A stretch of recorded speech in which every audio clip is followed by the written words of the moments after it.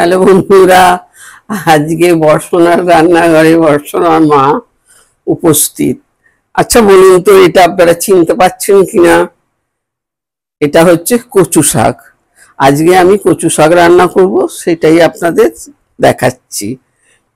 কচু শাকটা সেদ্ধ করার জন্য আমি কচু শাকটায় জল দিচ্ছি। কচু শাকটা সেদ্ধ হবে, সেদ্ধ হলে ওটা সব কমে যাবে, নেমে যাবে। তার মধ্যে দেবো একটুখানি হলুদ কচু শাক সেদ্ধতে,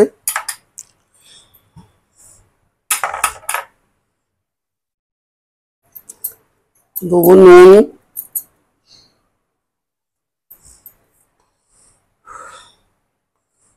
দেবো একটু তেঁতুল। কারণ যদি কুটকুটে হয় তেঁতুলটা দিলে অতটা কুটকুটেটা হবে না, সেই জন্য তেঁতুলটা দিয়েই আমি সেদ্ধ করছি। একটা ঢাকা দিয়ে দিই, ওটা সেদ্ধ হোক, বা আপনাদের কাছে পরে আমি আবার ফিরে আসছি। কচুটা আমি সেদ্ধ বসিয়েছি, কচুটা সেদ্ধ হচ্ছে, এই রকম হবে সেদ্ধ, আর একটু হবে, যাতে নরম হবে। হ্যাঁ, তারপর জলটা ঝরিয়ে দেখছেন কি কালো কালার হয়েছে কচুটা সেদ্ধতে। হ্যালো বন্ধুরা, কচু শাক সেদ্ধ হয়ে গেছে। এবার কচু শাকটা আমি একটা মেথে ঢেলে নিচ্ছি।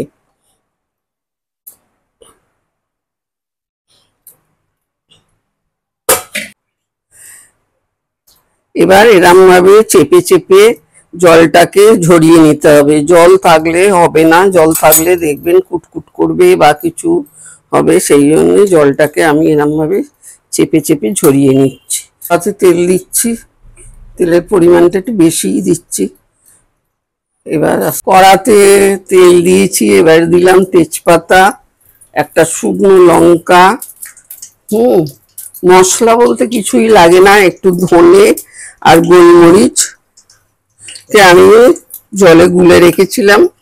অনেকে ইলিশ মাছের মাথা দিয়েও করে, কিন্তু ইলিশ মাছের মাথা আমাদের বাড়িতে কেউ দিয়ে খেতে চায় না, এই কারণেই বলে আষ্টে গন্ধ। সেই জন্য আমি আর ইলিশ মাছের মাথা দিয়ে করি না, আমি নিরামিষ রান্নাটাই করি। কারণ এটা আমার ঠাকুমা ইয়ে করতো, আমার মা করতো। আমাদের যেদিনকে বিশ্বকর্মা পুজো থাকতো সেদিন আমাদের মনসা পুজো হতো, মানে ওটাকে অরণ্য বলে, আপনারা হয়তো সবাই জেনে থাকবেন। ওই অরণ্যের দিন আমাদের বাড়িতে এই রান্নাটা খুব হতো। সেই জন্য আমি ওইখান থেকেই শিখেছি, আমার ঠাকুমা মা এদের থেকে। আপনারা কে কিরকম ভাবে করেন আমাকে অতি অবশ্যই জানাবেন।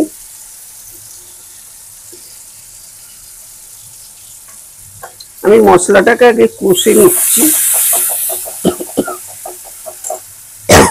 নিচ্ছি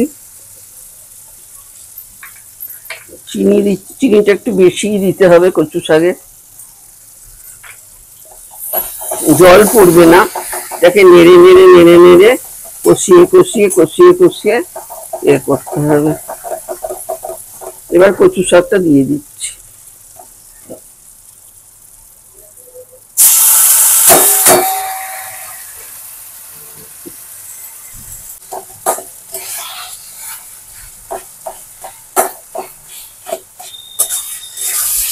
এইভাবেই ঘেটে ঘেটে তাকে করতে হবে।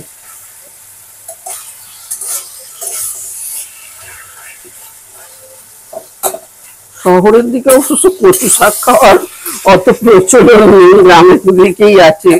কিন্তু আমাদের যেহেতু ওই রান্না পুজোর দিন কচু শাক হতো, সেই জন্য থেকে আমাদেরও খেতে ভালো লাগে, এবং আমি সেই জন্যই কচু শাকটা রান্না করি। আমার বাড়ির সবাই খেতে খুব ভালোবাসে এই কচু শাক। আমার বড় মেয়ের তো ভীষণ প্রিয়। আমি ওর বাড়িতে যখন যাই ঠিক বাজার থেকে কচু শাক কিনে নিয়ে আসে, মা তুমি কচু শাক করো। এবার দেবো নারকোল, নারকোলটা কিন্তু মাস্ট দিতেই হবে।